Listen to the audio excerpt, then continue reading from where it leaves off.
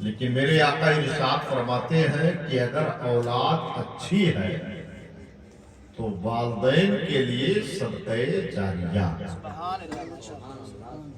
اگر اولاد نیک ہے تو اپنے والدین کے لیے وہ صدقہ جاریہ ہے۔ جانے والا باپ یا جانے والی ماں اگرچہ نماز نہیں پڑھ سکتے ہیں، روزہ نہیں رکھ سکتے ہیں، حج نہیں کر سکتے ہیں، زکوٰۃ نہیں دے سکتے ہیں، تلاوت قرآن نہیں کر سکتے ہیں، لیکن اگر اولاد اچھی ہے تو میرے آقا ارشاد فرماتے ہیں کہ اپنے مرحوم باپ کو یاد کر کے کبھی سرکار کی محفل کو منعقد کر لیتا ہے، اپنے مرحوم باپ کو یاد کر کے کبھی قرآن پاک کی تلاوت کر لیتا ہے، اپنے مرحوم باپ کو یاد کر کے کسی غریب کو کھانا کھلا دیتا ہے، اپنے مرحوم باپ کو یاد کر کے کسی عالم کی مدد کر دیتا ہے، اپنے مرحوم باپ کو یاد کر کے کسی فقیر کو چند روپیہ دے دیتا ہے، تو آقا فرماتے ہیں کہ اگر اولاد اچھی ہے تو والدین کے لیے صدقہ جاریہ ہے۔ اولاد جب نیک کام کرتی ہے تو اس کا ثواب اسے بھی ملتا ہے اور اس کے مرنے والے باپ کو بھی ملتا ہے۔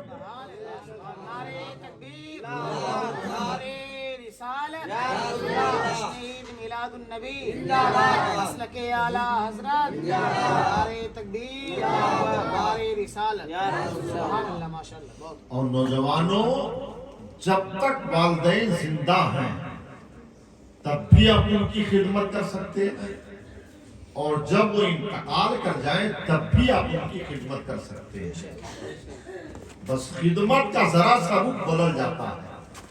اسی لیے بزرگوں نے کہا ہے کہ جب تک والدین زندہ ہیں ان کی قدر کرو، ان کی اہمیت کو سمجھو، ان کی خدمت کرو، اور جب وہ انتقال کر جائیں تب بھی ان کی خدمت کرو۔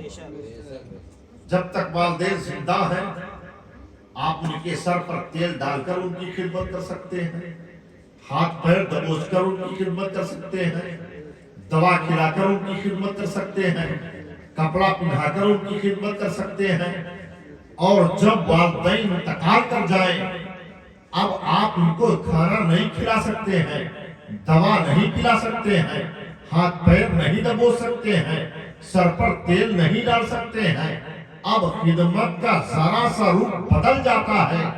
جب تک والدین زندہ ہیں یہ ساری چیزیں کر کے آپ ان کی خدمت کریں، اور جب وہ انتقال کر جائیں تو اپنے باپ کو یاد کر کے کبھی آپ قرآن شریف کے چند سورے پڑھ لیں، اپنے باپ کو یاد کر کے کبھی سورہ رحمان پڑھ لیں، اپنے باپ کو یاد کر کے کبھی سورہ یاسین شریف پڑھ لیں، اپنے باپ کو یاد کر کے کسی غریب کو کھانا کھلا دیں، اپنے باپ کو یاد کر کے مدرسے میں چند روپیہ دے دیں، اپنے باپ کو یاد کر کے مسجد میں کچھ رقم دے دیں۔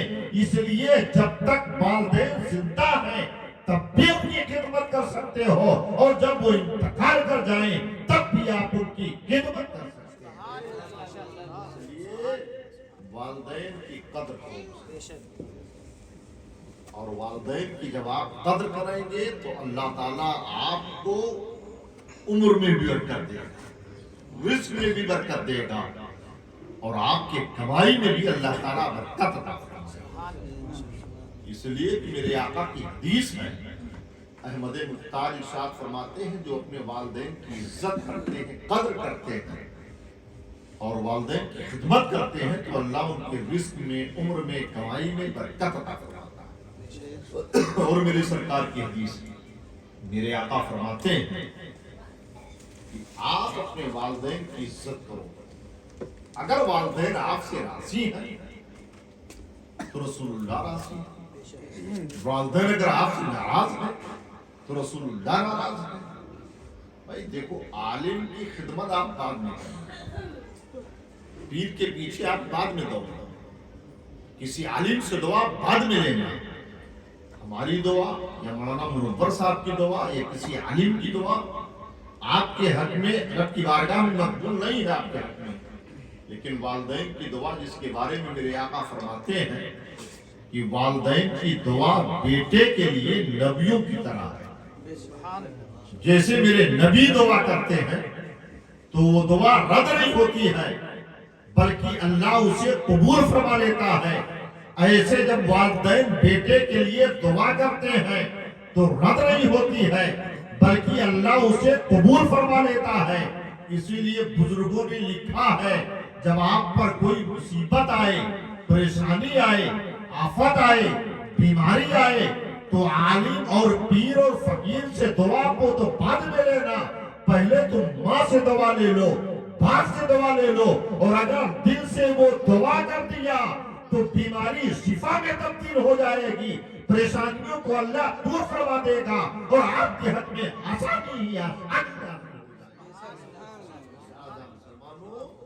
اپنے والدین کی خدمت کرو. ایک بات سن لو، والدین کی دعا سے اور خاص کر کے ماں باپ کی دعا سے، ماں کی دعا سے اللہ بیٹے کو عالم بھی بنا دیتا ہے اور اللہ بیٹے کو ولی بھی بنا دیتا ہے. ماں اگر دل سے دعا کرتے ہیں. بامبے کا سفر آپ لوگوں نے کیا ہوگا اور وہاں ماہم شریف کی سرزمین پر مخدوم ماہمی کا مزار پاک ہے.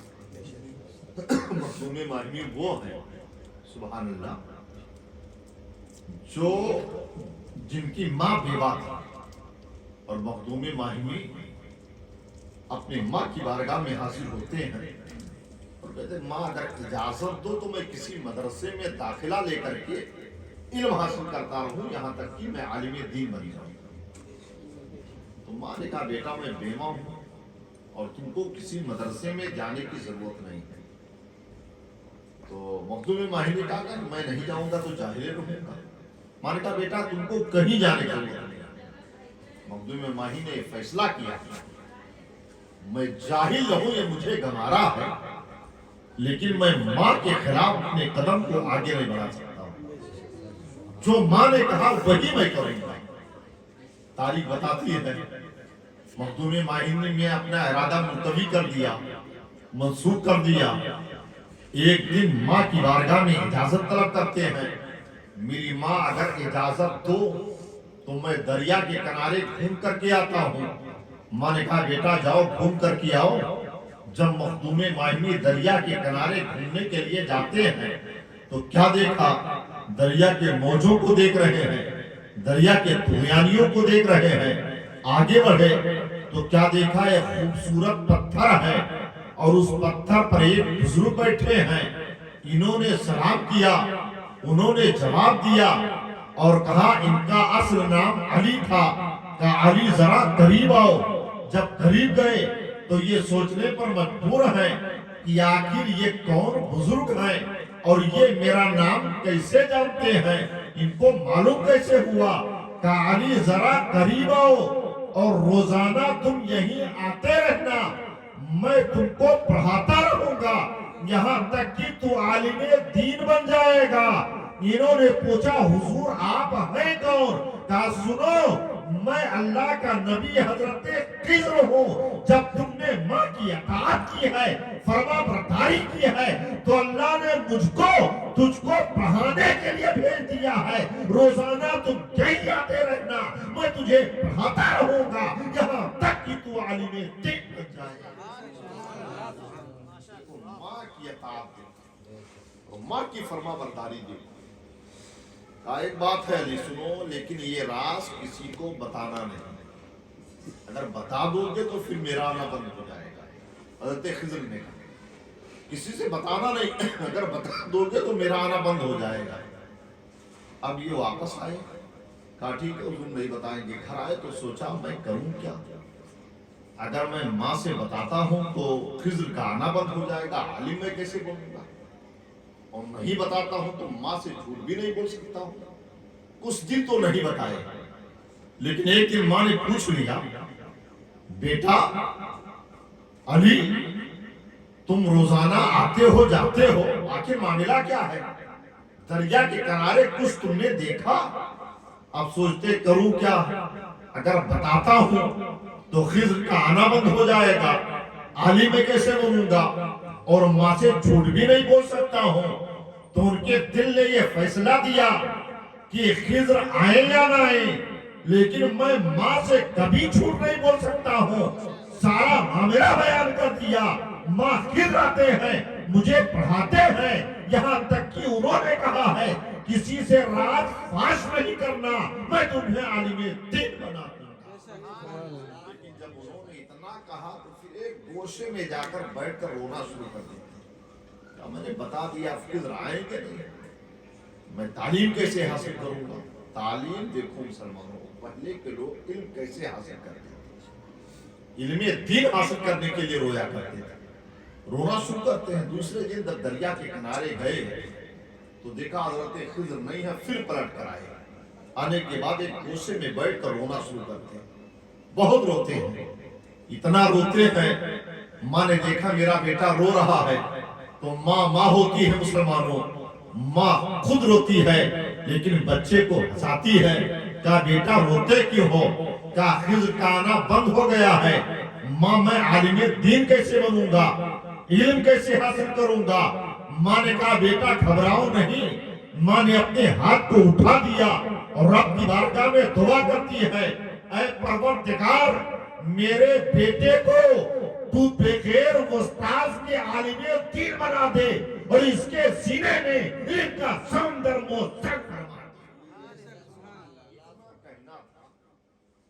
پھر دوسرے دن جب مخدوم ماہمی دریا کے کنارے جاتے ہیں تو کیا دیکھا کہ حضرت خضر ایک پتھر پر بیٹھے، دیکھا خوش ہو گئے، شاید پڑھانے کے لیے آئے، سلام کیا، انہوں نے جواب دیا، کہا علی سنو میں پڑھانے کے لیے نہیں آیا ہوں، میں اپنے وعدے میں پکا ہوں، ذرا قریب آؤ میں تم کو بتاتا ہوں۔